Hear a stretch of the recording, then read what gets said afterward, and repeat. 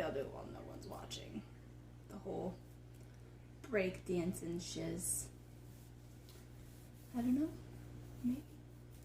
I have something underneath my pant leg. Disclaimer, I haven't had caffeine. I'm a mess. And my cat says hi. So, there's cat butt. And nobody's watching, so I'm just going to do my breakdancing now, and then they can watch it later, because they've done missed it. Ready?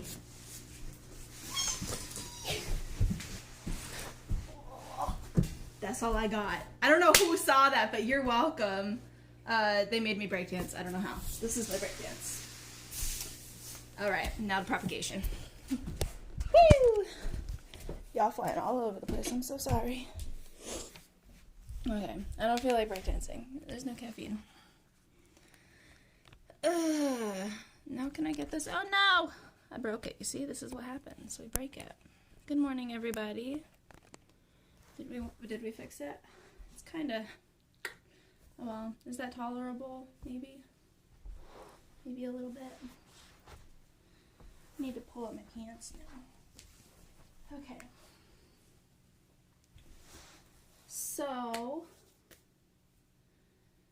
good morning. Figured I'd take you guys along the ride of propagation with my caffeine this morning, because I'm, like, I don't know, I didn't feel like doing anything else this morning, so I was like, maybe I'll just at least be productive. Whoa, this exposure is going crazy. I guess I have to sit in the middle. So I have these guys here that I'm going to show how to do the named butterfly propagation I learned from Harley G on YouTube. So this is finally long enough that I think I'm going to do that here. I also might do it with these guys. So we'll see how that goes. These are really annoying, by the way. I don't know how you guys... I got them because I was like, oh my gosh, they're kind of cool. And then they start growing and they're like really kind of annoying. They get caught on each other, so I can't wait to repot those and keep them in their location forever and never move them. I say them because I have 2 pots. These guys. So I'll probably do that with the variegated as well as the standard string of hearts. I know Brenda brought this to my attention, so I have this guy. He's an orchid cactus, an epiphyllum, but he has some stuff going on, so I can show you how to do that. I have my Hoya wayetti here. He's kind of big. He could probably use a haircut, so I can show you how to trim up a Hoya if you're not quite sure how. Good morning, Brittany. I have a standard golden pothos here. I'm just gonna flex a little, but I have my white leaf pothos here.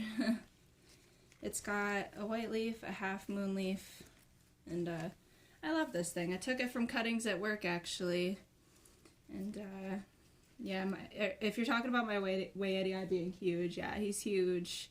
He's ginormous. And I think, so Heather has a piece of him, Nicole has a piece of him, I've sold a couple of other pieces.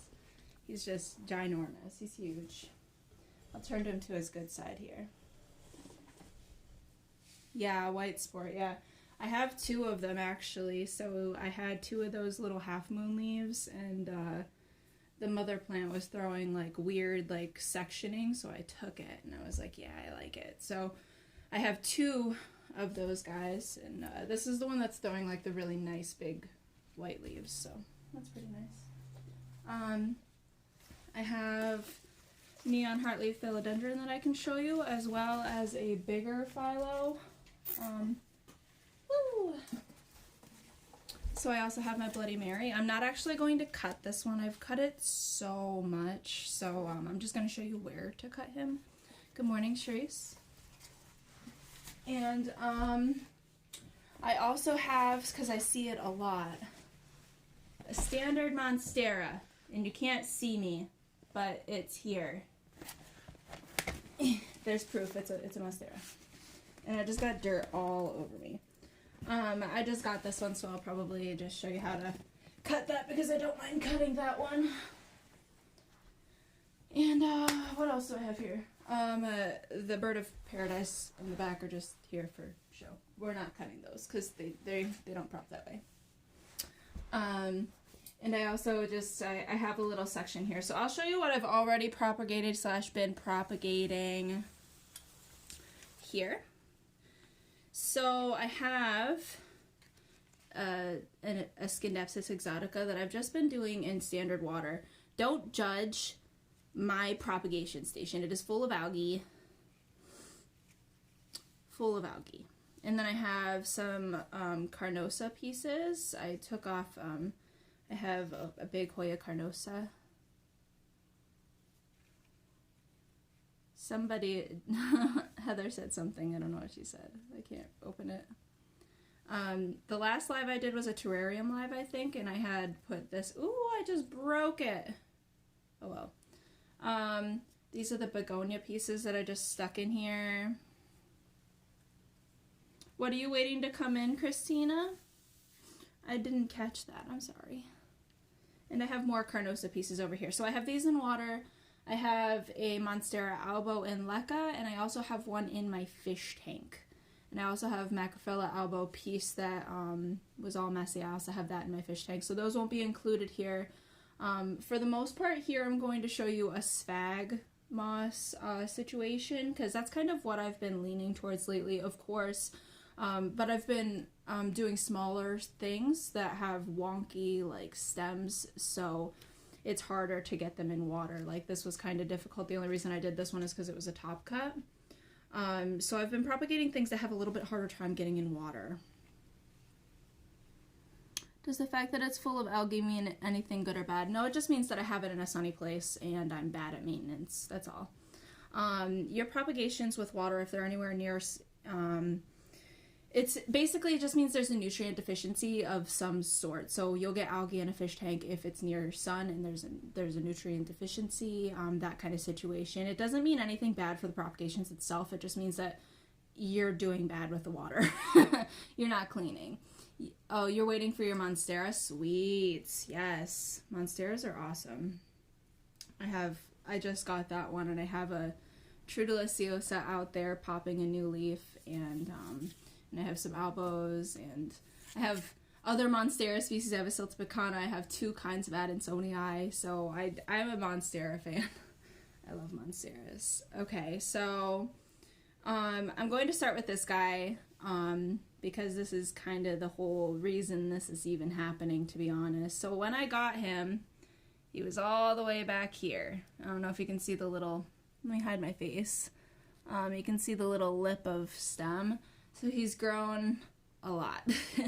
But I want more of him because my plan here is to take all of these and all of these and have more of that and put them all in the same pot. I know it's an abomination, mixing variegation with non-variegation, but I think it would look really pretty. So like, let's look at it. I think it would be really, ah! See, this is why this is annoying. My goodness. Props for an alocasia stingray. They have bulbs. You separate those by, you propagate those through separation. So what you're gonna look for is a pup or a bulb. They can have like, it's like a little nugget looking thing under the soil. If Brittany's still in here, she can probably elaborate a little more. But alocasias do propagate through pup and separation. They grow little babies. Other things that do that besides alocasias, so the bird of paradise does this. I have a epiphyllum over here that does that, or also known as like a philodendron hope or bipennifolium. Those also propagate via pup. Trying to think of what else I might have that variegates via pups. Or not variegates, geez. See, this is why we have, caffeine of the day is whatever this is. Some sort of ungood for you energy drink. It's very good though. Okay, so I'll get into the topic because I know that's what people are here for. Feel free, of course, to ask questions. Thank you, Monica, for asking the question. I love questions. If I don't know, I'll let you know straight up, and I'll look it up later and let you know. So basically, I just have orchid moss here. Why is variegated and such a no-no? It's not really a no-no, it's just people like to separate them. So people just like to separate their variegated from their variegated, or non-variegated. Gosh, I need more caffeine, I'm sorry. You're welcome, Monica. So basically, it's not a no-no. It's just an aesthetic that I kind of like. I like mixing variegations, but some people like to keep everything separate, and it's kind of a holy situation for them. Not necessarily a no-no. Actually, it could be a good thing. I read something in some scientific article once that if you have, like, for instance, if I were to cut, like, this white leaf is only staying this white because it's with all of the other green, and I guess there's some hormone transmission among the roots that helps keep that alive. I don't know how, I don't know how well I am representing that in my words, but that's basically the what I got from the article, was that something with no chlorophyll can still live based off of the hormones from the chlorophyll-filled plants. So, so I have this super white thing, which is, of course, like Alexa said, it's just the sport. But for instance, I had considered getting a very, very, very white Monstera albo because I have a standard albo, and I was like, well, maybe I could mix it based off of this article. It says it's possible, and that kind of thing. So it's just an aesthetic thing, I think, but I think it actually could be helpful for the variegated species because it might help it thrive a little more. Good morning, Tracy. So I'm using orchid sphagnum here. It just came in a bucket, or not a bucket, it came in like a compact little square. I put it in a bucket full of water and kind of soaked it. So this is what I'm going to be using today. I also have just a paper bowl right now for the variegated string of hearts. I also keep, this is what I've been doing lately, is I've been using these. I know it's not economically friendly, I'm sorry, I'm horrible. I probably could just use this bucket and put a bunch of spag in here. What I'm using over here, because I can't, the frame's not big enough. I have a Rubbermaid tower drawer thing, and it's just one of the drawers out of there. I have a drawer full of stuff now. I have some string of turtles and stuff that I've been propping. And Scindapsus silverian, which is really hard to do with water because even leca, like I was propping them in leca previously. I do have a leca video if you guys want to go watch that. I show how to prop in leca. I can link it to you at the bottom if anyone's interested. But I've tried to prop that in leca before and it was successful, but it was a pain in my rear end because just so for instance, this might be, no, this is even easier. So just these are, we are all going to learn today. Look how hot this teacher is. This teacher is a fucking hot mess, but thank you, sweetie. Now I got to do my hair later. I got to shower and dry my hair and then dye it. I'm dyeing it again because it's a mess. But yeah, so this is very hard to like untangle and it's all wrinkly and stuff like that. So it's just hard for me to stick in water. Do I say it Taya? If I'm not saying it right, please correct me. So I have a Marble Queen Pothos that has two very long strands, and one has all the pretty spots and the other has none. It's plain green. Should I trim back the plain one? Why is this happening? Ideas. So Marble Queens often revert. So I'm guessing that's what happened. What I would do is I would find where the green started on your string and cut back past, like to it or past it, depending on what you feel comfortable with. You can just cut back to where the white is again and expect a different result, like have it start over. And basically I think what they call the green part of that, they call it green queen, because basically what can happen is you can put that green strand and reprop it, and it might eventually with more light turn back to a marble queen. So I think what happens mostly with the reversions is it just wasn't quite getting enough light. That's what people say. I'm not sure. I think some things are just genetically more prone to reverting, that kind of situation. So I would cut back to where the white is again, and then just kind of let it try to do its thing and see if it comes out white again. And that's how unstable variegation works. Cerise asked, would Spanish moss work instead of the orchid moss? It can. My experience with Spanish moss is that it holds a little bit less moisture than the standard sphagnum moss. It's less dense, more stringy. So you can use it. It's just you gotta probably pay attention to it a little bit more. So I'm going to just stick this in here. I'm getting a little layer on the bottom. This is already moist, by the way. I've already soaked it, and I just kind of keep this in my plant room in the back. So I'm just getting a nice little layer on the bottom here. I don't usually pack it. I don't know why I'm packing it, but it just looks like that. Jessica says, would the same go for neon pothos? I don't have strands of darker green, but random darker leaves than the other neons.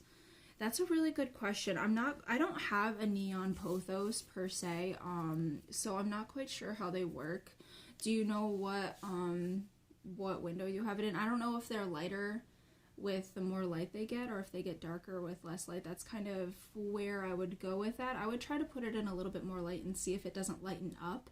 So I have a marble queen that's, people would call it a snow queen. I can actually go grab it. But when I moved it to a darker light situation, instead of being white, it turned like a cream. So I'm wondering if it's not the same kind of idea. It was outside when it did this, so I'll clip it. Thank you. Yeah. So yeah, if it was outside, then that's not the reason. It might just be genetically predisposed to reverting. But you can always try again. It's in a south-facing window or southeast-facing window. Yeah, I'm not sure. That's weird. I can look that up. I'm honestly not quite sure. I don't know why that would do that. So, back to this portion, and yes, feel free still to ask questions. I don't mind interrupting or going off the main topic here, as long as you guys don't mind. So, I have plant-specific scissors. They have flowers. So what I'm going to do is, I have a pair of shears, but they're in the back, and I just cut a bacteria-ridden Sansevieria with it, so I'm not using them right now. Not because I can't, but because I found these first. So you want to sanitize these before you cut anything, and in between cutting different plants. You don't want to pass anything from one plant to another. Theoretically, you would also want to wear gloves, but me, I'm just, I'm not a gloves person. I don't want to wear gloves. So I'm going to be risque there, but I'm just going to take a lighter here, and you can also do this with alcohol, but I'm just sanitizing the blade with fire. We're purifying. Sorry if anybody's offended by the religious reference here. I just think it was funny. So we're purifying with fire. You can also do this with alcohol, like I said.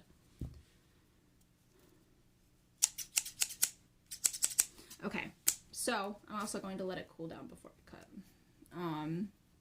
More caffeine. My neon throws random solid leaves every now and then too. Awesome. And Tracy says that her neon lightens in bright indirect light. Yeah.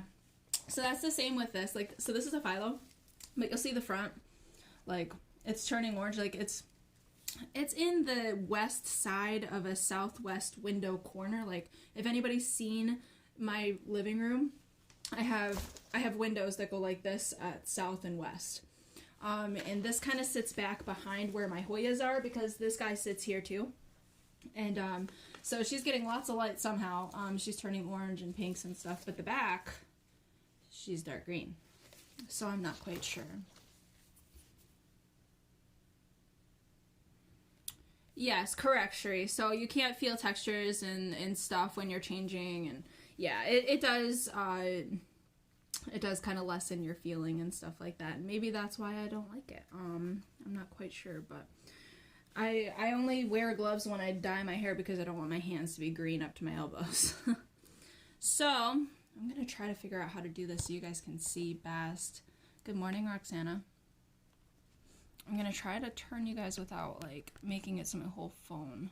Can you guys see this okay if I put this here? No, you can't. All right, we're gonna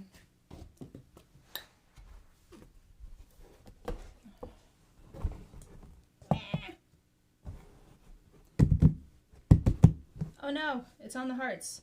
What are you doing? Get out. All right. That's why Charisse doesn't like gloves. Yes. Yes. So, yep. It's probably a sensory thing. Okay. Maybe you can see that better. So, I have these. So the butterfly technique. If you look at these, they're like little butterfly wings, right? I am literally going to chop in between every string. Ew, no! I've been afraid to do this, y'all. So we're cutting at every single break. Good morning, Carla. So we're just chopping away.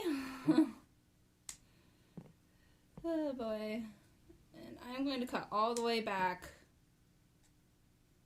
to the base.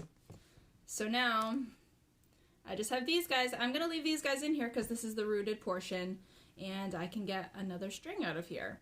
So that just makes sense to me. I don't want to disturb the roots that are doing really well and growing all these beautiful baby hearts. So I'm just going to leave that there. I'm going to pull this back up with my sphagnum for those who have joined or been gone. So I don't think I have, so these also have little tubers sometimes. Mine's really little, so it probably doesn't have one. But if I unpot these, I might get some tubers. I know that Jayleith, I still don't fucking know how to say her name, I'm so sorry.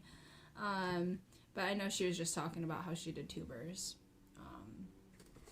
So what I'm going to do is I'm not going to chop this any shorter than that, some of these. Good morning, Sarah. I'm not going to chop them any shorter. I'm just going to plop them literally and just push down into the moss. And that's it. And this is just the butterfly method. And the theory here is that they will root into the moss. And I will have 1, 2, 3, 4, 5, 6, 7, 8, 9, 10, 11 rooted sections. Jayleith, yes. See, okay, I was right the second time. I want that string of hearts so bad. I ordered the regular one from Hertz Garden, waiting for it to come this weekend.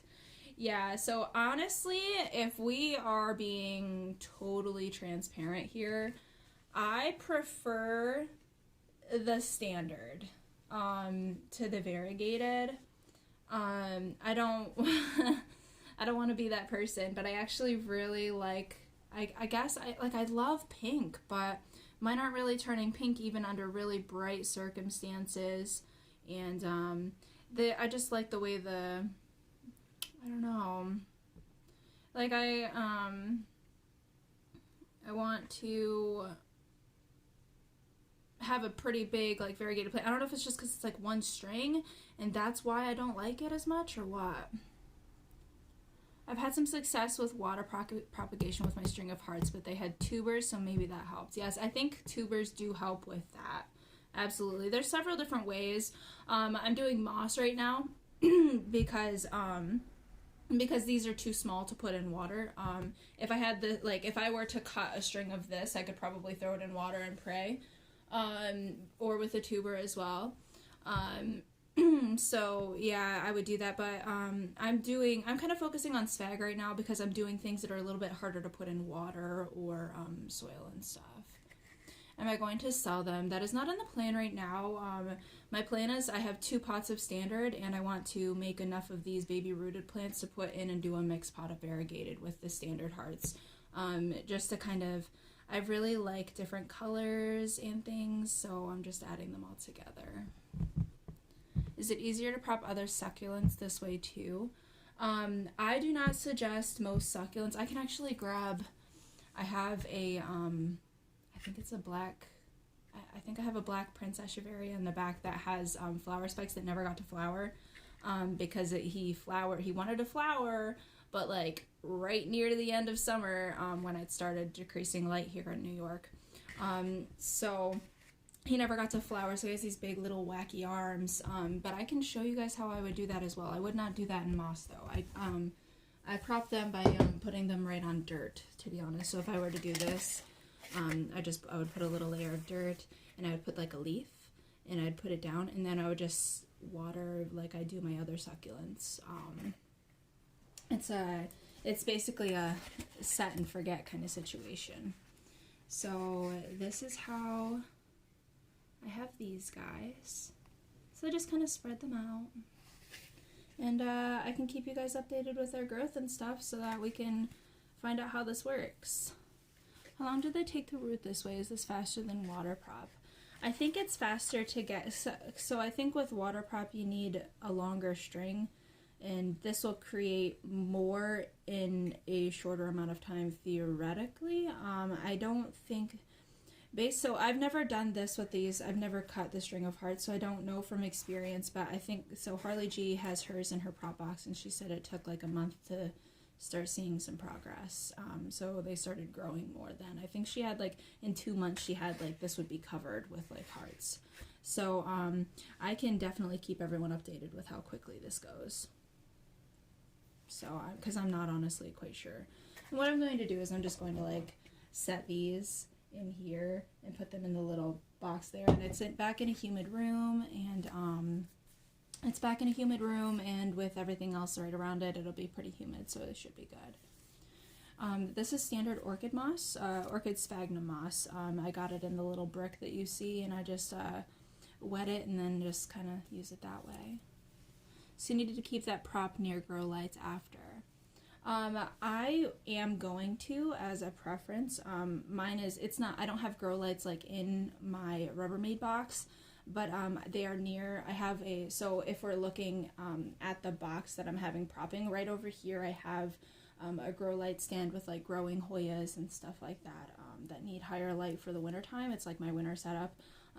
So that light kind of comes over, and the window is in a south window, so it kind of, and the room is white, so white light kind of bounces off everywhere. So I'm and the box itself is clear, so that it will get diffuse lighting. That's what I usually do. I've just never used moss, so wondering. Thank you. Yeah, no problem. It's okay. We're allowed to be noobs, Tina. Listen, I was a total noob once too, and I'm still learning. Like, you guys teach me stuff every freaking day. Scrolling down through the group, and I see something like, whoa, I didn't even freaking know that. Holy cow. So, no, it's awesome. You guys are all great. And I love learning from you guys, and I love sharing what knowledge I have to you so that we can all just kind of exchange this little planting knowledge situation. Good morning, Heather. So I'm going to move on to this guy. So with philodendrons, it's a little different, but not quite. So I've cut this guy a lot too. Can I just say, I dropped this thing off of a 4-foot tall ledge, and it just kind of plopped it back in, and it's fine. It's just like, whatever. He's just like, whatever. I've also cut this guy so much. But, what we're going to do for this guy, let me move a little closer here. So his, oh my goodness. So he's very tangly. Give me a second. So you can see that these are not very straight and easy to put in water, really. Scindapsuses are worse. Yes, last night was fun. Yeah. I've done strings and perlite with just water. I've seen the perlite technique. I've never done a perlite technique. So somebody should do a live on perlite so I can learn how to use perlite.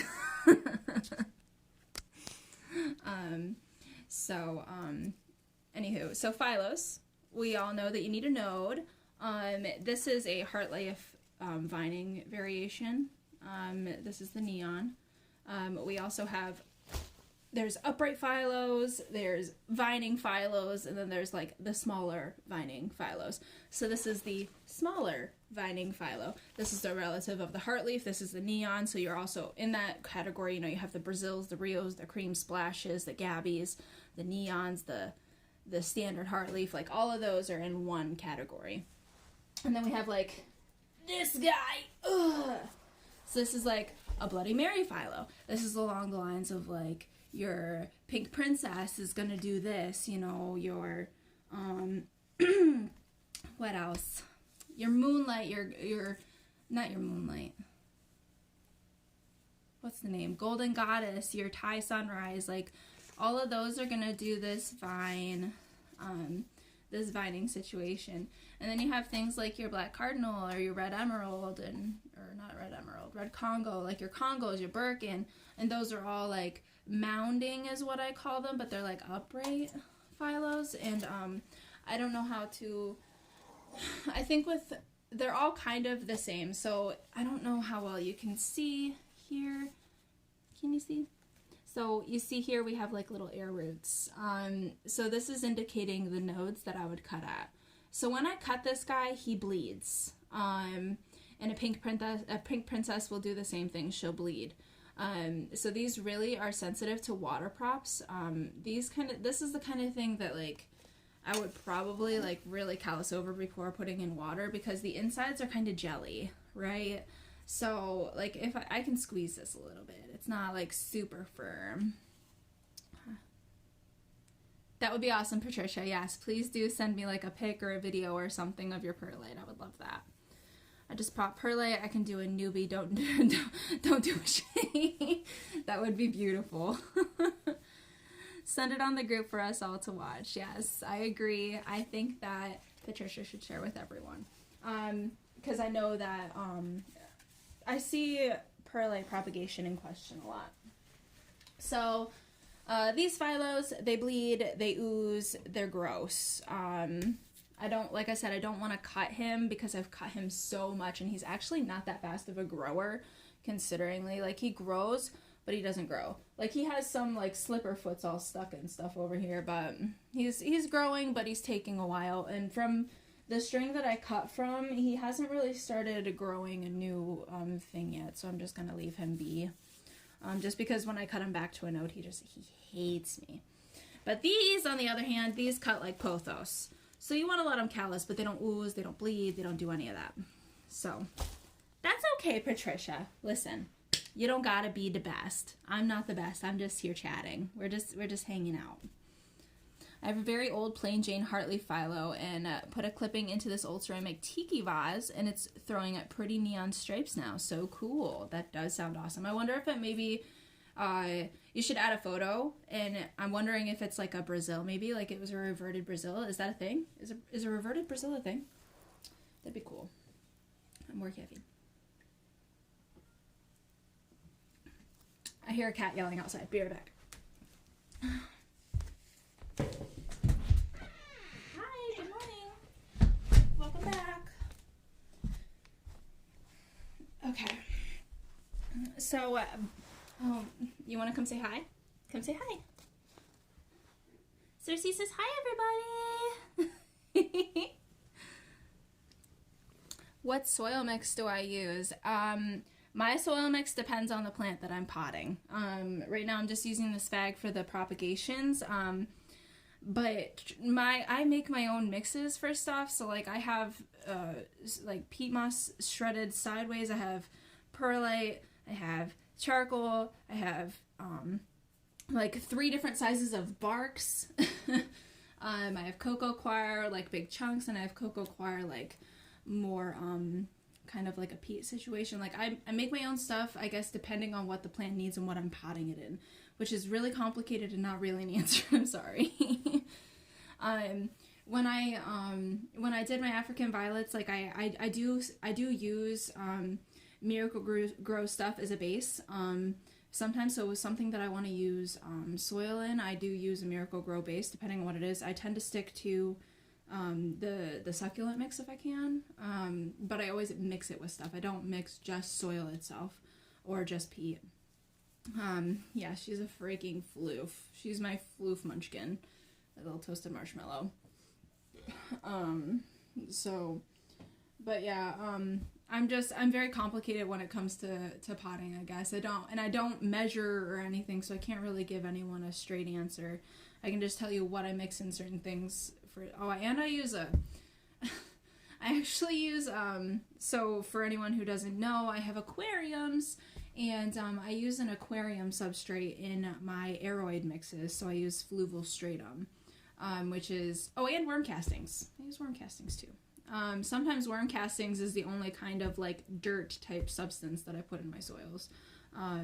So like for my aeroids, that's the case. I use fluval stratum, which is nutritious. I use the worm castings, and then I use both sizes of barks, and I use the horticultural charcoal. I made my own soil mix for my plants with cocoa coir, perlite, and worm castings, but my plants were staying too moist, so my plants were regressing in that mix, and roots were bushy and soft, and I need to push C more. Ah! There we go. And I lost a lot of roots on a lot of my plants. So, yeah, and it happened to me with a I had a Rhaphidophora tetrasperma, and I put it in my aeroid mix, and I basically lost the whole plant, and I had to like chop it back and try to prop, and I had a 20% success rate with water propping or propping in general. It struggled in that, but now I've like, ever since I water propped it and put it in a more, what in the heck did I do with that thing? It's in big chunky bark, but I keep it pretty moist. It's almost semi-hydro basically, and that's how I'm growing a baby Rhaphidophora. Like, so I don't know quite. Christina, I do fresh water. I haven't ventured into the world of saltwater yet. So I also use my water for my plants, and I propagate in my fish tank and stuff like that. Oh no, I'm so sorry, Roxana.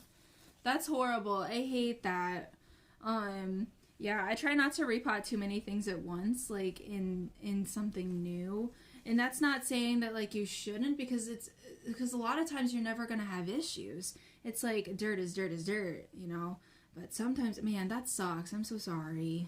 That's horrible. I'm sorry. Hopefully everything can kind of. Were you able to save everything? Because I would feel so sad.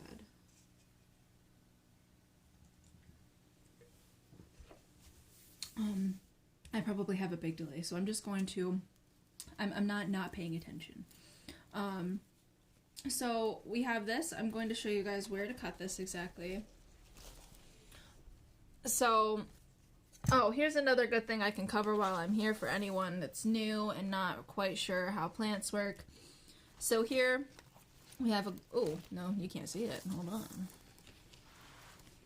So here we have a golden pothos, and here we have a philodendron. So something, man, I can't do this together. So you'll see that the pothos is just kind of like a string, and it has like these little nubbies, but there's not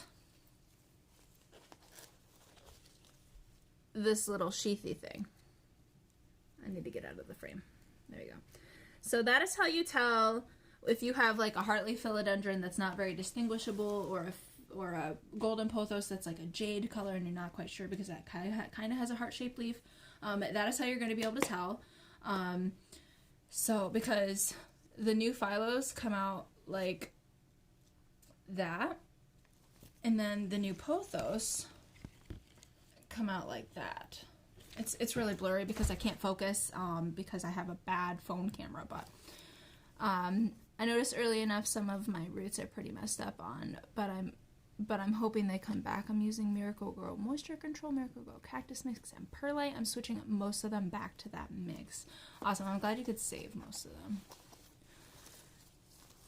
Is it good, bad, neutral to run an EO diffuser next to plants? Are you seeing essential oils? I think it depends on the essential oil. I'm not very well versed on essential oils, but I know that some of them probably can be harmful to plants, kids, animals, but I'm not sure which ones. I also recently found out that neem oil is an essential oil, and I was like, who wants to put that in their house? Like, that smells so bad. So, guys, where did I put my scissors? Back there. Found them. All right, so for the philo, move it a little closer.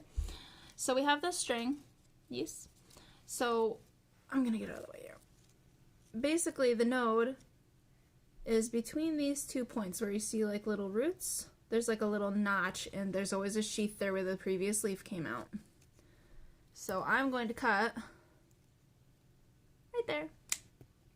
And so that's a node. And this is how you do a node cutting of a vining heartleaf style philodendron. I'm only going to do, we'll do 5. We'll do 5. And here we go. Here's a really good example of these tiny, itty bitty little nodes. Look at it. So teensy. So I've cut this guy a lot. He's low key one of my favorites. I love him. He's so great. Like, you can't even tell. So I have these 5 little cuttings now. And this is, I've been sending my props this way. Like, when people buy things, I've been putting them in here. And I'll show you kind of how I do that. So, like, for shipping wise for, like, this stuff. And nobody, like, everybody, oh no! I lost one. Boop. Okay, it's got a home. All right. So I've been just doing, like, I don't fill this up. I just kind of, like, do a little bit, like this much. And then I just kind of stick this in here. And then I got this. And then you can also send it like that. Like, you can put, like, I was putting, I just did this, and then I put, like, a paper towel over it, and then I did, like, shredded paper, or you can do, like, polyfill and just go like that kind of thing, and that's kind of how it goes. I don't stick it completely in there. I just kind of stick it in enough and kind of cover it just lightly with the sphagnum. And, of course, again, I can keep everyone updated on how these do. I've gotten a couple of hoyas like this, which gave me the idea. I've gotten, I don't know how to say it, but Huskiliana variegata. That was the first one that I got like that, and then I got a Caudata Sumatra, and then and I got a couple of them like this, so I was like, you know, that's a really good idea. And they ship well, and my Huskiliana, or however the heck you say it, is actually doing really well in that mix, and so is my Caudata. So I was like, okay, well, you know what? Let's do it. You've never had Hoyas? I 100% suggest it. I was one of those people, so I'm one of those people that actually tries to avoid trends, because I think I'm a snowflake, and I don't need to like trends like everybody else, right? So I got my first Hoya, not this past year, but the year before that. I got my, I started seeing Hoyas come around, so like 2 summers ago, well 2 springs ago really, if we're honest, because I didn't buy any for a long time. And then, so I was like, these Hoya things, they sound so stupid, right? And then I saw one in person in a nursery. It was just, there was mostly just Carnosa, and then it had a Crimson Queen, but it was in really bad condition. But I felt the leaves and I was like, that's kind of cool. Kind of cool. Why are plant names so weird and hard to say? I feel the same about trends. I get plants because I like them. Exactly. So that is very much how I am. I like to get plants because I like them, not because it's a trend. And so it's hard if I've never seen a plant in person. I don't know if I like it, like that kind of thing. Of course, I've gotten past that now, but I'm still surprised sometimes when I get things in person.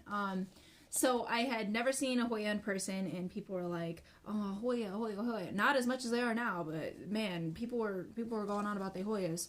But now it's like blown out of freaking control. But back then it was just like a small whisper, Hoya, Hoya, Hoya, you know. And is Jaylee still here? Hoya.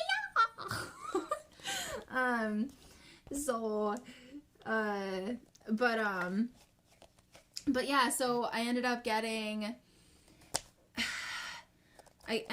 my first Crimson Princess, and I got a Royal Hawaiian Purple Public Calyx in the mail from Etsy. I had no idea what I was getting into. No idea. And then I got and it was actually a really bad experience. So this person sent me what they said was a rooted plant, and they were all cuttings just thrown in dirt.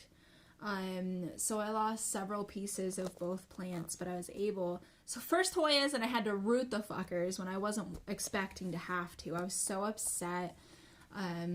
But my Royal Hawaiian Purple is my favorite one now. Like, it is so gorgeous. And it just kind of went into like this big spiral. I haven't counted my Hoyas in a little bit, but me and Nicole were in a fight for a while about who has the most Hoyas, but I think she wins now. Still just putting these guys in here as I chat. I feel like the same about it. I just bought 3 Hoyas yesterday, but I have to wait 2 weeks because it's going to freeze here next week. The worst feeling ever, having to wait impatiently for them to arrive. Yes. When I got, which one did I buy that I was like so hecking worried? Oh my god. Oh wait, no. So I had a Sunrise, a Hoya Sunrise that I freaking lost in the mail. Well, I didn't lose it. They lost it. I was so mad, but USPS reimbursed me. I'm good about the weird and different looking things. Never mind how popular or unpopular they are. If I like it and it's unique looking, I want it. There you go. Yes, I love unique shit. Can we see the Royal Hawaiian Purple? Yes, I can go get it here in a second once I'm done putting all the... I was going to put it out here, but it can't stand up on its own without support. So I'll go get it here in a second, though. I have to research them for a few in a nursery to see which ones I like. For sure. By the way, it is sale Saturday, but I can sell Carnosa cuttings for like $1. I just sold, and I'll send them like this if anyone's interested. I have some Carnosa light splash, nothing like the crazy shit that people be posting lately, but I have a Crimson Princess that reverted and is throwing splashy Carnosa leaves that I've been cutting and just selling for $1. Oh, I have the same. I have to research them. I have to see the same situation here, trying to figure out how to root them. Yeah, so rooting Hoyas different ways. I have some Carnosa here rooting in water. I showed this earlier, but I have some Carnosa stuff here. These are all just Carnosas, and what I thought was an Australis, but I think that somebody proved that it's a Carnosa, but I have no clue because it grows in Burgundy, which my other Carnosas do not. So it's a no ID, but not the fancy no IDs that everybody's talking about. Basically what I did with those ones, because I didn't know what I was doing, I just left them in the dirt and just kept it a bit moist, and that worked somehow for me. You can root Hoyas in this kind of moss. I do water and leca. I find that leca with heat and humidity will root the most difficult Hoyas. Girl, cut the tag. You know what? I'm living my life. I'll be right back. I'm gonna go get the Royal Hawaiian Purple and show off. I'll be right back. Because she's got lots of purple leaves, y'all. I put her up on this branch and she's like, I'm purple. I'll be right back.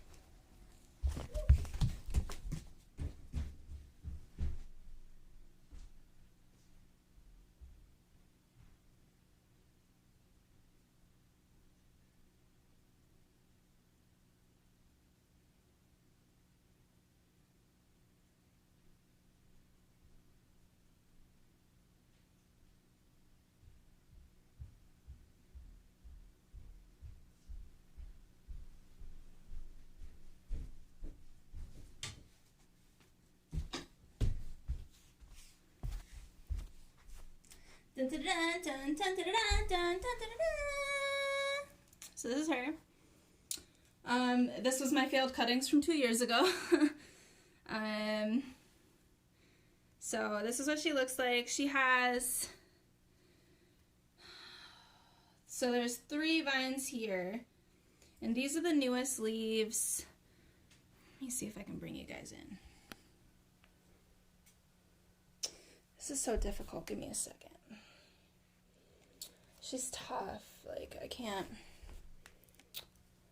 I don't know. So there's a purple leaf compared to a green leaf. And she's got all this going on in here. Like, she's just crazy. And she's got lots of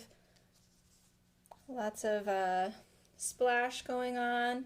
And she's just kind of vining around this thing. So she's definitely one of my favorites. All from some failed rooted cuttings a couple years ago. So, I mean, Hoyas grow, they grow. A lot of people say they grow way too slow for them, but I find that a bit, I just find that more, I don't know, it's like more rewarding, and mine doesn't grow very slow. Like, she actually grows quite quickly, so like a lot of those leaves are new. The really purple ones are still new. To kind of give a perspective, they're still new, you know? So they do fade to that green afterwards, and she's definitely one of my favorites. So we did that. Now, since we're talking about Hoyas, we'll just go over here to this big boy. Oh, okay. So this is Hoya wayetti, and the purplier, redder leaves here are the new ones that are coming in. So you can see this guy's huge. He's huge. He's huge. So I'm gonna pop him down here. These are much the same with the node situation, except the nodes are closer to the leaves because they don't really have more of a stem. Oh my goodness, this is... He needs a haircut. I need to hold him up so I can figure out which ones I wanted to cut. Okay, we'll cut this string right here. Oh my goodness. He's in a hanging thing, so he's just all over the place. This one does throw air roots as well. The Royal Hawaiian Purple doesn't. Not all Hoyas throw such profuse air roots, but this guy does. You can have them climb or cascade. I liked this one cascading. As you can see, I had my Royal Hawaiian Purple climb. I think it depends on your own aesthetic and what you like, but this guy's a bit messy, but the one side's very pretty. Yeah, this side's very... When they cascade like this, it's very, very pretty. So I have this side facing me so I can see it. And the other side is just a whack-a-moles, yo. And I know I've seen people asking about Hoyas, so you get these long tendrils that kind of look half dead. But I have baby leaves growing, so if you have a Hoya and it throws a tendril, do not cut it. The Hoya gods will come for you. Do not cut it. Basically what happens with Hoyas is they throw these little tendrils like this, and when they feel comfortable, they throw their leaves, whether that's they got something to climb onto, or they feel weighted down enough, or whatever. I don't know, whatever the plant's thinking. But they don't always throw the leaf right away. So like this one is, it's the same plant, it's in the same spot, but it's throwing a tendril here. And all of my carnosus throw tendrils first. Like they'll throw 2-foot tendrils. That Royal Hawaiian Purple throws like this long of a tendril before it'll throw leaves out. That's why I like it climbing. So crazy. So this guy I picked up to be completely honest. Oh, look at those dark margins. You can't see it very well. I will have to, man, I love this plant so much. And I'm glad you love yours too, Heather. Actually, Charisse, face pots kind of freak me out.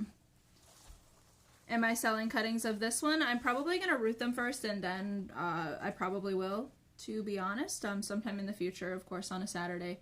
But yeah, probably, I'll probably sell these rooted for super cheap at some point, because not the string of hearts right yet, but I like to sell things for kind of super cheap if I can, just because I like propping them, and I don't need a million plants. My boyfriend already kind of wigs out a little bit. I can only do these lives once he's not home.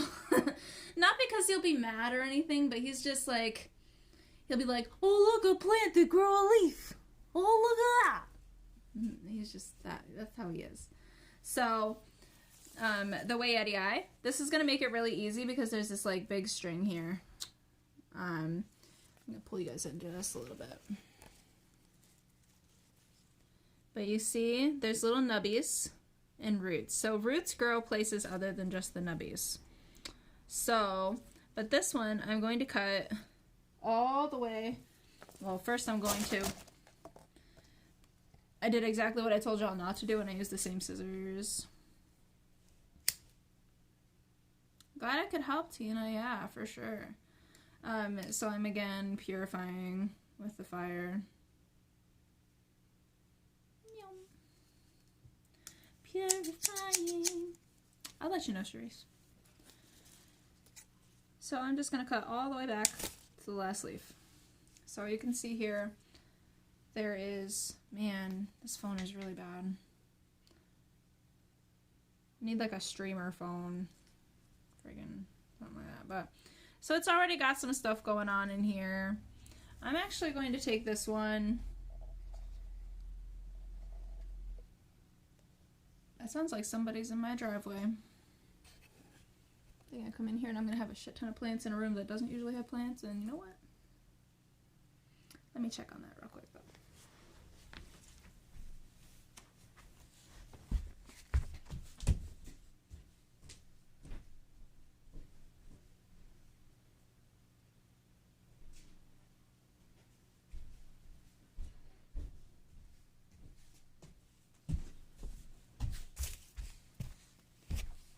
Okay, I don't think that was somebody for me, but if they did, they pulled all the way up to the garage, so. All right, and these also, when you cut them, some of them milk and some of them don't. This one I accidentally flicked milk all over the leaf, and I don't think it's toxic, but be careful. So I'll probably wash my hands after this. But taking this guy here, I'm going to put a little bit deeper moss in because this is a long stick. Alright, yeah, I will get a couple of these cuttings going. How about that? And when they start rooting, I will go back to here and see who wanted them. And then they shall be yours. Ugh. And I'm pushing away from the edge because this is so long I don't want to like stick it in awkwardly.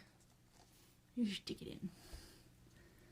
I'm just kind of plucking it in there. Alright, and there we go. So I'm going to let him sit like this, and he's going to prop like that. I'll get a couple of other long tendrils here. Ugh, man. This guy's so happy right now, which is weird because it's wintertime, but he's so happy. So happy. Let me see.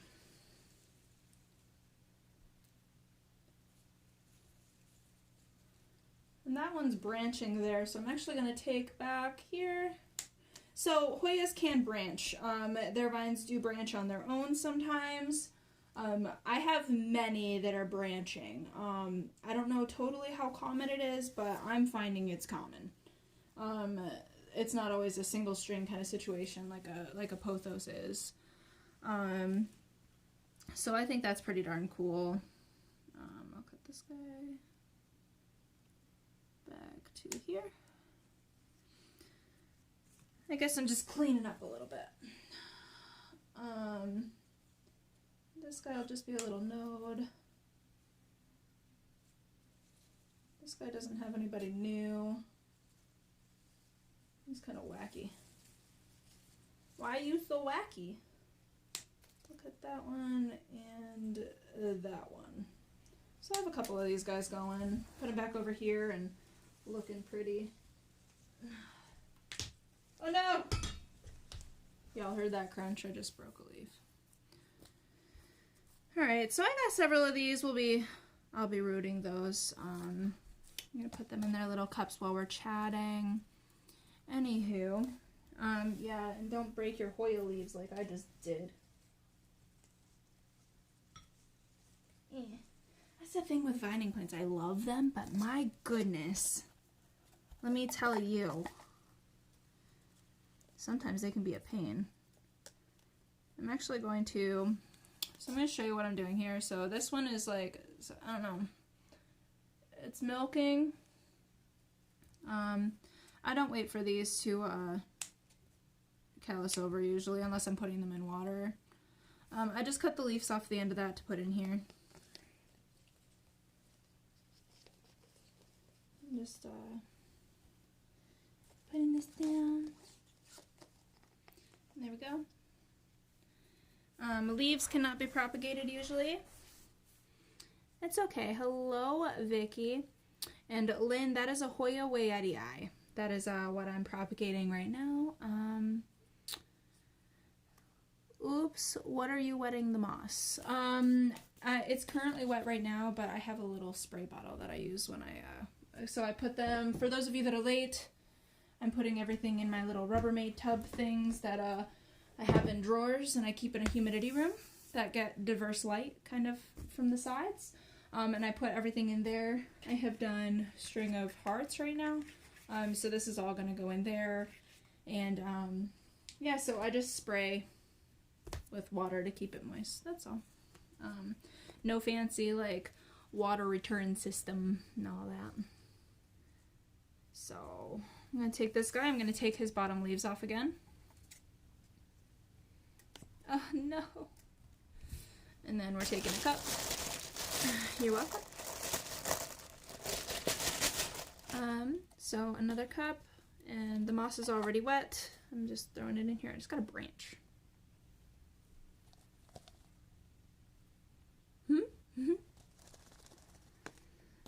So just throwing that in there. What else do I have in here? Oh, I was going to cut this epiphyllum here. I'll do that in a second. We're just going to get these all rooted up. I'm actually going to, so this one's pretty long with just like that down there. I'm actually going to cut a node off. I feel so wasteful when I do that. Like, oh no. I threw away a whole bunch of nodes the other day. So there's that. 3 more in here. They were like Scindapsus nodes. Just because I lost a lot of leaves on that. Like, it was in bad potting soil and stuff. Yeah. Does anybody have any questions about anything to prop specifically that I probably don't have here? I know that I don't have the most diverse collection, and I might not be propagating something that you were interested in, but maybe I have an answer.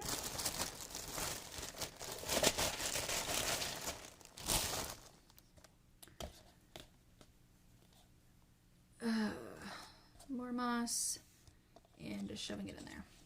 This is what mass propagation looks like. For pothos, I just use water, to be honest. I have like a little jar of water. Okay, so there's all the wayetti. Okay. Epiphyllum. I have a curly orchid cactus here. And she's got some babies going on with some roots.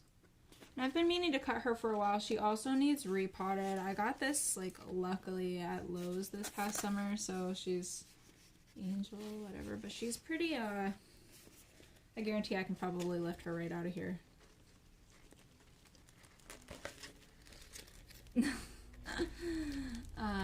She needs repotted pretty bad. But I'm afraid to break her. She's got a little baby coming in the side too. I can't tip her that far, but she's like growing out of the soil somehow. Because plants do that, they grow out of the soil. But basically, what I'm gonna do is cut below where those roots are popping out. I don't know if you can see that. I'm gonna cut below that after I sanitize. I forgot a wayetti eye. Cutting there. Thank you so much for doing this. I'm new to this group and everyone has been so nice and helpful and willing to share the info. You are so welcome. You can also feel free to like ask any questions anytime, of course. Is there such a thing as good moss and bad moss? Where do you get yours? I think that some moss is better for certain things. Like it depends what moss.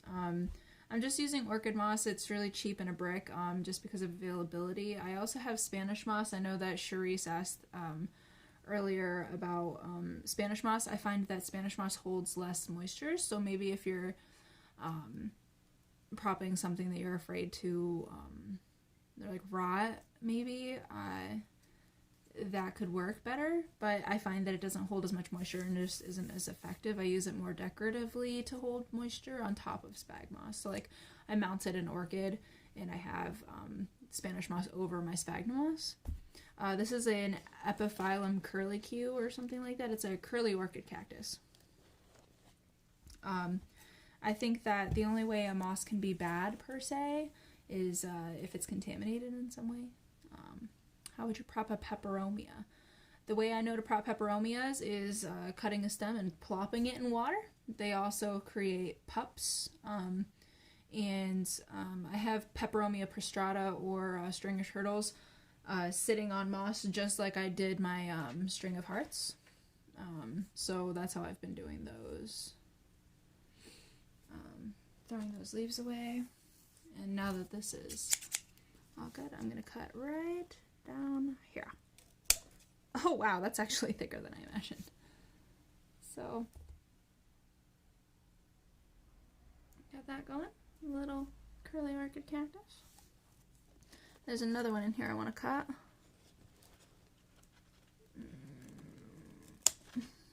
And down there. She doesn't have as much roots on that one, but we're going to cut there. You are very welcome, Vicky. And I think that's all I'm going to take from her. I don't really want to take a lot. I bought her on a whim because I was like, oh, that's really cool. I've never seen one in person. I like it. And some of these, like, are kind of funky, but her new stuff is so curly. Like, look at this spiral. I really like her. She hasn't bloomed for me yet, but she's been growing like a mad lady. You're gonna prop with me? Yay! Let's go. So here's my little curly orchid cactus pieces. I'm gonna put them the same way I'm doing everybody else. I don't know if this is right, so I will let you know. I will keep you updated. I'm assuming that this will prop like a succulent if you put it on top of dirt. But I'm just going to set it on top of the moss. I'm not going to stick it in. I'm just going to plop it on top. So we'll see how that goes. What else do I have here? Anybody want to see a monstera? Anybody want to see a monstera? Going once? I have...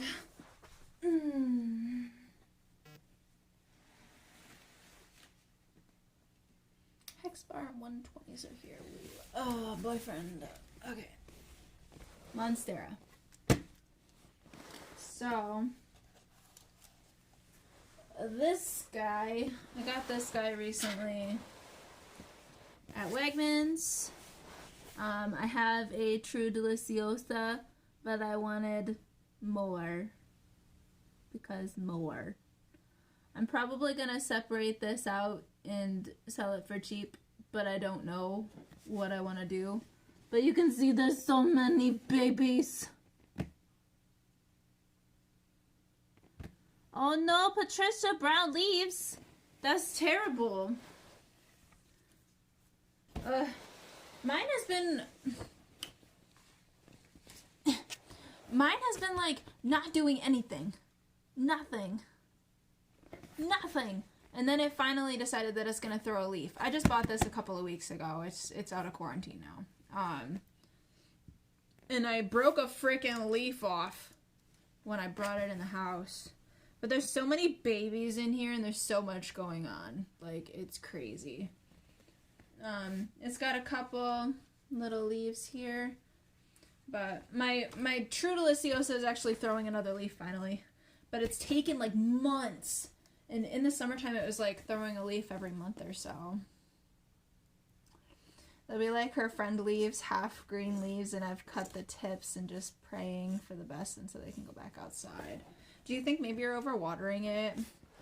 I know that's like a harsh accusation sometimes, but I find that the browning comes from either cold or overwatering. That's my experience. I don't think I've ever underwatered my monstera because it gets droopy. My other one anyway. It gets like droopy and like limp before it does any browning or anything. Just an idea. Not trying to offend nobody, but maybe it's the soil it's in or something like that. I don't know what soil you have it in or how experienced you are with monstera, but they like big old chunky. I always forget to water mine too. I haven't watered this one since I got it like a month ago, 3 weeks ago. I haven't watered it at all. I'm sticking my fingers in here. It's kind of dry. It's still a little wet though. And my other one is actually in an outside glazed pot with a natural inside pot with super, super, super chunky soil, and I think I only water that like once every month and a half. I think. Maybe. So it's hard to tell. Everybody's climate's different. Of course, I live in New York, and right now I'm pretty a dry climate. It's cold, but it's like a dry climate. Yeah. So it's like right now I think my humidity in the house is between 30 and 45. And that Monstera is right over a register. So it's even drier over there. In south window, but and this thing it's just been sitting in quarantine. I recently just brought it out near the other stuff, but it's in the lower humidity as well. Anyone with higher humidity is going to have a lot more moisture issues. Yeah, so yeah, so you might have to wait longer in between waterings if you have a high humidity. Especially if it's cold. My friend, she's probably not up yet, but she's on the other side of the world, in British Columbia, Canada, and she has that cold, wet winters. So like I'm grateful that I have dry winters and humid summers because it's super helpful for having plants. So it's helpful for me, but she has a struggling time because she has very humid winters and very dry summers. That sucks. Drooping could be from over or underwatering. Mostly if it's just drooping, or I mean, it doesn't even have to be over anything. Drooping without any other symptoms typically just means it's thirsty. And that's for a lot of plants. If you see something that's kind of starting to wrinkle or just kind of be whatever, not look as lustrous, it's usually just because it needs water.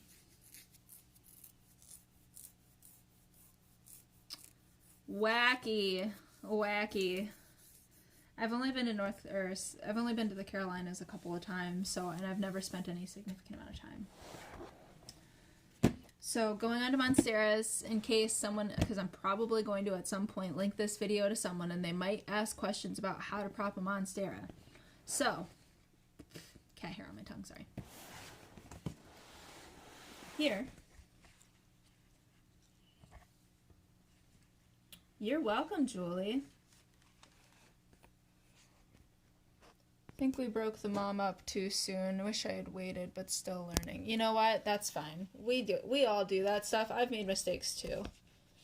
So, I'm trying to see what I got here. So here, this right here, this band, that is a node. When you cut a Monstera, you want to cut under that. And typically, where there's, see that nub? That is an air root starting. I would cut this right there. I'm not going to, but that's where you want to cut it. And of course, this one has a bunch of babies going on, so you can also separate this sucker. This has a lot of options, but that is where you would cut this Monstera. If you got a Monstera that you wanted to propagate and cut and practice, like if you wanted to practice rooting for an elbow, that is how you would go about it. Of course, I can do other stuff like that. I haven't done these yet. I don't know. Also, I don't know if anybody saw my post a while back. I was wondering if some of these were like silver glory because they're shaped like apples and super silver, but they're starting to grow normal. Like these last ones look like hearts, so I do not have silver glory. But they looked like that for a while. But yeah. Does anybody else have any questions, possibly? Because I'm running out of stuff here. I think I'm running out of stuff. I don't have a lot. I could repot something, but then we'd be here for quite a while. No, I have my my Triduliciosa that I wanted to repot, but she's popping a new leaf, so I didn't really want to pot her up with a moss pole. Because don't really want to ruin the new leaf situation. I can put these in here. But yeah, so we propped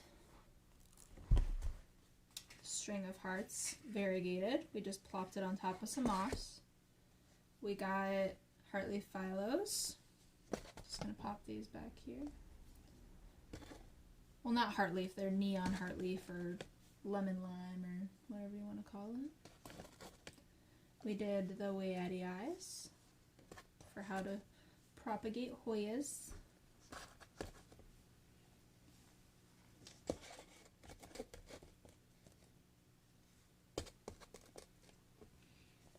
And we took some cuttings of epiphyllums, which are not as common. Oh yeah, and my little dude here. I showed you my Scindapsus exotica that has some roots in water, some carnosos in water.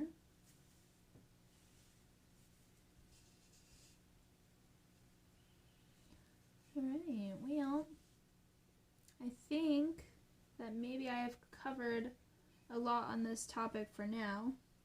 Of course, if anyone has any questions, feel free to reach out or make a post and tag me or anybody else and try to answer anything we can. And I'm going to try to do videos more often for sure. I've been trying to be a little bit better about doing lives. I just don't have a lot of time. Pretty busy human being. So I just had time this morning and I wanted to hang out with everybody. So you're welcome. And of course, always feel free to reach out, ask questions. Don't be afraid. We're all here to help each other, okay? Have a good Saturday.